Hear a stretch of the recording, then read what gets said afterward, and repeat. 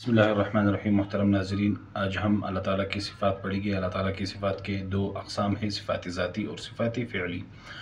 صفات ذاتی اللہ تعالیٰ کے وہ صفات ہے جو اللہ تعالیٰ کے ساتھ ہمیشہ سے تھے اور ہمیشہ رہیں گے، جیسے کہ علم، قدرت اور حیات۔ اللہ تعالیٰ کو ہر چیز کا علم ہے، اللہ تعالیٰ ہر چیز پر قادر ہے، اللہ تعالیٰ اول تا آخر ہے، یعنی زندگی، حیات جو ہے اس کا ذاتی صفت ہے۔ ہماری کوئی ذاتی صفت نہیں ہے، کیونکہ ہمیں اللہ تعالیٰ نے پیدا کیا، سب چیزیں اللہ تعالیٰ نے ہی دی ہے، تو ہماری یہ صفات کوئی نہیں ہے، عارضی ہے ہم۔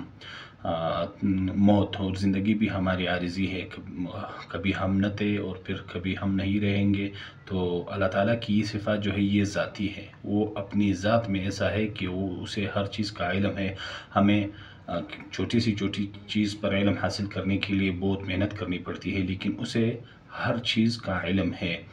اسی طرح حیات، قدرت، ہر چیز پر قادر ہے۔ اسی طرح بینائی، دیکھنا، یہ ہماری آنکھیں جو ہے یہ بھی عارضی ہے، اللہ تعالیٰ نے دی۔ اسی طرح کان ہمارے عارضی ہے، اللہ تعالیٰ کی بینائی، شنوائی، ارادہ، گفتار، یہ سب ذاتی صفات ہے جو ختم ہونے والے نہیں، ہمیشہ سے تھے اور ہمیشہ رہیں گے۔ ذاتی صفت کا یہ معنی ہے کہ اللہ تعالیٰ اس کے خلاف موصوف نہیں ہو سکتا، الیاذ باللہ، کہ ہم کبھی کہیں کہ فلان وقت یا فلان چیز پر اللہ کا علم ہے اور فلان چیز پر نہیں، الیاذ باللہ، یا ایسا کہے کہ فلان چیز پر اللہ قادر نہیں، یا ایسا کہے کہ اللہ تعالیٰ کا جو حیات ہے یہ ذاتی نہیں ہے، مطلب یہ کبھی ختم ہوگا، تو پھر تو حیات ذاتی صفت نہیں ہوا، ختم ہونے والی چیز تو پھر عارضی ہو سکتی ہے، ذاتی نہیں ہو سکتی ہے، یا بدی نہیں ہو سکتی ہے۔